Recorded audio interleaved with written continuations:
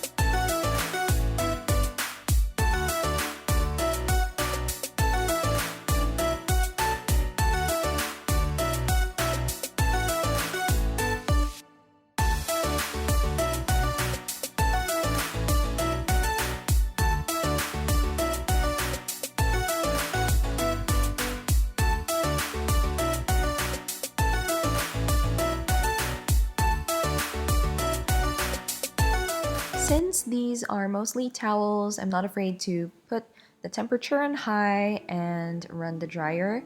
So now I'm going to show you how I clean our microwave oven using half a lemon. And then I just decided to put this on a bowl with water. And then I'm just gonna set the timer for 5 minutes and just let it run there. And afterwards, you're gonna see that your microwave is gonna be moist and will have this citrusy smell. So I just removed the bowl, and I'm also going to remove this glass so that we'll also be able to clean this either under the faucet, or perhaps I'll just put it in the dishwasher so it's a lot easier. And same with this round thingy, I'm also going to clean that because it accumulated a lot of oil. So now I'm also going to use this baking soda. You can use any brand of baking soda. And for me, I just sprinkled some of the baking soda on the microwave because it adds a bit of abrasion to this. So we're not gonna put this concoction to waste. I'm gonna use a sponge and dip it with the lemon water that we used earlier, and I'm just gonna gently scrub the insides of the microwave starting from top to bottom.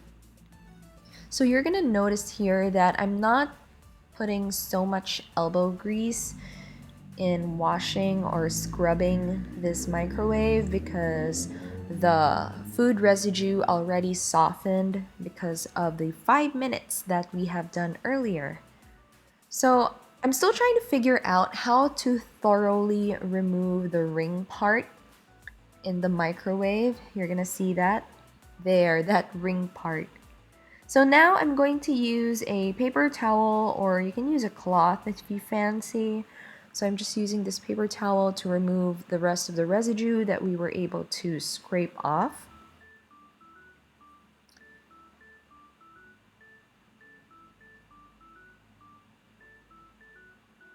And then after removing all that residue, I'm gonna use this same sponge, dip it in the lemon water, and give it a quick rundown one last time before wiping it again with a clean paper towel, or you can also use a cloth if you want. And that's it. That's about it. Very easy peasy, and you have a clean microwave oven.